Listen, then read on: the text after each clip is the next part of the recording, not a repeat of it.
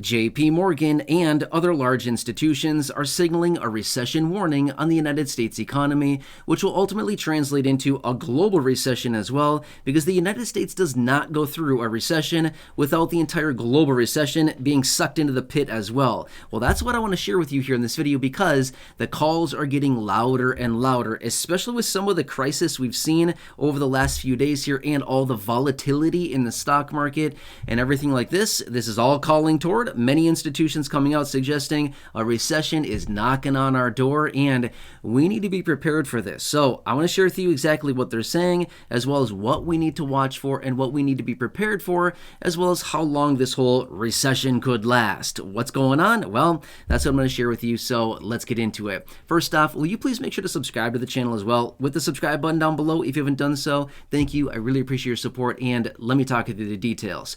All right, so just recently, the other day, JPMorgan came out with their best estimate on the likelihood of a recession right now in the United States at some point within basically the next 6 months or so. The percentage came in at 35%. Now, that seems still relatively low, right? So it seems that they're saying a 35% chance of a recession and basically a 65% chance of no recession in the United States. But that is just one large institution that's out there. Now, again, I want to share with you really quickly some of the thought process behind some of these estimates that are out there really quickly, okay? Let's just say that a huge institution like JPMorgan, right? They have a very, very good reputation in the, in the industry, and many people kind of look up to JPMorgan as kind of one of the big advisors out there, and they know everything that's going on, right? So if they were to come out and say, hey, there's an 85% chance of a recession, do you think that'd be very good for, I don't know, the markets and the economy as a whole? That'd be a very bad thing, right? They probably wouldn't do that at any degree. Even if a recession was basically confirmed, I don't know if any large institution would come out and say, yep, we are 100% in a recession and it's going to be really bad. Just think about that. The economy would be basically in a very bad position, right? Think of the thought process behind the people, the consumers, as well as, just everything about it, right? Would that be a smart move on any institution's part? Probably not really, okay? The overall confidence between us, the American people, the consumer, as well as businesses, whether it's small, medium, or large, they would think, oh, wow, this huge institution just came out that we all look up to, that we all, take advice from, that we all know that probably has a lot of insight into what's going on. And they just came out with this huge prediction of a massive, ugly recession. Do you think all of us would say, we're done spending money? Yeah, we're going to stay at home. We're going to lock the doors and we're not going out until this thing passes by, right? So my point is, even though JPMorgan is predicting a 35% chance of a recession at some point here, probably within the next 6 months or so, that's still a very low percentage. But let's be real. Let's look at the real situation that's going on. I think we all probably know where we're going with this thing, right? I don't think it's any shock to anybody. If we get away from what's going on, this current economic environment and everything we've been going through for the last, call it 3 years, with massive inflation, the Federal Reserve keeping interest rates very, very high, and just basically crushing this economy, if we can skip a recession with this thing, if we can just skirt by a recession and not even dip into one, I think we're all going to be kind of shocked, right? I think we all kind of know where this is going, right? I don't think it's any surprise to see a major economic recession hit this economy in the United States and be around for a little while. That's not going to be a shock to anybody, and even the Federal Reserve is not going to be shocked by this. They've made it very clear over the last, probably year or so. They've come out several times and suggest it's going to be bumpy. It's going to be ugly. It's probably going to be a little bit messy. We know it's going to. Bringing this inflation back down, it's not going to be a smooth process. So far, bringing the inflation back down, well, here's the thing as well.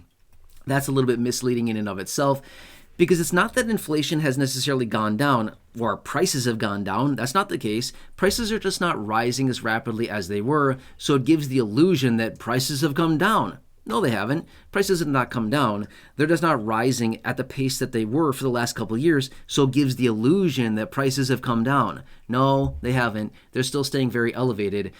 they're just not rising. Does that make sense, right? So anyway, that's kind of the situation that's going on right now and the current situation that we're dealing with. So I've mentioned this before in other videos, and I want to say this quickly. First off, a recession is very likely. There's a high likelihood that we're going to go into a recession. Is that a bad thing? Depends on how you look at it. In my opinion, I think right now, a recession would be very welcomed for a lot of people. Why? It would flush out a lot of the bad things that are going on in this economy right now, like very high prices, the things that we're dealing with, the affordability situation with everything, because prices are very elevated. Not only that, very high interest rates. Again, if you're borrowing money on a credit card, or you have a home line of credit or a line of credit or a home equity loan, anything like this that has an adjustable interest rate or an adjustable rate mortgage. If you have any of these things that have adjustable rate mortgages or adjustable interest rates on them, you've been paying a lot more interest over the last couple of years here, and it's rough, right? With these interest rates that are very high. So if we were to see a recession come in, first off, we would see the Federal Reserve scramble and lower interest rates very aggressively, very fast, right? They'd come in and lower rates down very quickly, because the whole point of raising interest rates is to basically kind of reduce the appetite for spending money and borrowing money, right? When money's very expensive like it is now, we don't borrow money. We don't borrow nearly as much money. We don't spend as much money. So that kind of slows the economy. But when money is cheap, when interest rates are very low, we borrow a lot of money and we spend a lot of money. I'm saying us, the consumer, as well as businesses, small, medium, and large, because money's cheap. Why not borrow it and spend it, right? So that's what kind of spurs economic growth. So when we see the Federal Reserve cut interest rates, that's actually not necessarily a very positive look on the economy. It's basically the Fed saying, hey, we don't believe in this economy anymore, and it's weakening too much. We're going to cut rates to make it easier to borrow money to stimulate yet again. Does that kind of make sense? So a lot of people think that the Federal Reserve cutting interest rates is going to be very good for the economy. Not really. It's not good, because it shows a lack of confidence from the Fed in the economy, because, hey, we're blowing it here, and we got to lower interest rates so that we get the consumers and businesses to borrow money and spend money and stimulate the economy again. That's basically what they're signaling with a rate cut. So if the Federal Reserve were to come out and lower interest rates aggressively really fast, what that would show is that we're losing it and the economy's going down. It's going down in a ball of flames, and we got to get this thing, we got to get people to start spending money again to stimulate the economy and bring it back up. That's basically what that would signal, okay? But at the end of the day, kind of going back to my point I had a couple minutes ago, which was, would a recession be really bad right now? I would say this much. A recession, in my opinion, would be very welcomed right now. Now, would it be a long, prolonged, deep recession? Probably not. That probably wouldn't be all that welcomed by a lot of people. But a little bit of a recession, a nice, healthy recession that whacks the economy nice and good, right? It gives them a one right alongside the head, right? Whacks the economy nice and hard, gets it whacked down, and then it comes back, okay? There's nothing wrong with that whatsoever. In my opinion, anyway, because here's the thing. Like I said, it would flush out a lot of this inflation we're dealing with. It would lower interest rates aggressively, and it would make affordability of virtually everything better for a lot of people. It would not be the worst thing in the world to have a recession, because right now, this is the contrast. Without a recession, here's what we get: high inflation and high interest rates. Take your pick. I guess I'd rather have low inflation, lower prices, and low interest rates, right? I'm not sure about you, but that's what I prefer. But I'm not loving these high interest rates right now. I'm just saying, right? Not a fun situation for a lot of people, and not loving these high prices either. So that's what it comes down to. Again, I know a lot of people have these mixed opinions on a recession. I say, let's do this thing, right? If we're going to do it, let's do it already. Let's get the economy.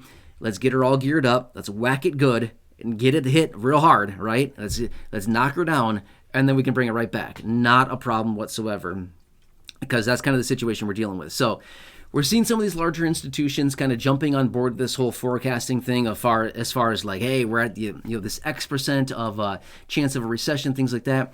And then we have all these other people out there who have said, oh no, we have no chance of recession. Okay, well, guess what? If we have no chance of a recession, then guess what? We're going to continue to do the same. High inflation, high prices, high interest rates. Okay, fine. If that's what they want, then that's what they're going to get with no recession, right? So take your pick. And here's the thing as well. The last few days here, we've seen a lot of volatility in the stock market. Not a bad thing either, right? Generally, periods of low volatility are followed by periods of high volatility.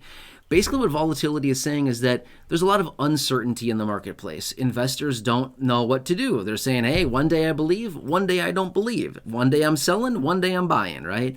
It's just a lot of people buying and selling, and basically a lot of maybe skepticism around the overall economy, and just not a lot of confidence. And that's okay. Volatility is totally fine. But a lot of people are wondering, hey, is the Fed going to do this emergency rate cut? Highly doubt it.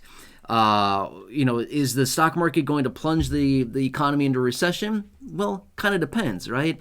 A recession is not 100% predicated on the stock market. That's not really how it works. But the stock market does get, the stock market leads the economy. So if we see the stock market plunging lower and lower and lower and lower, yeah, you're probably going to see the economy do the exact same thing. Make sense?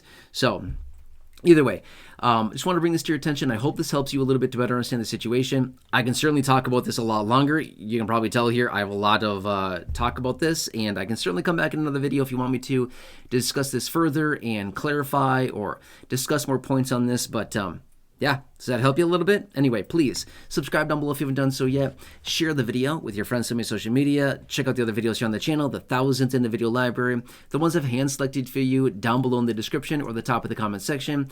And right now, popping up on your screen as well, you'll see some videos there. Thank you. Please check out one of those, and I'll catch you again a little bit later.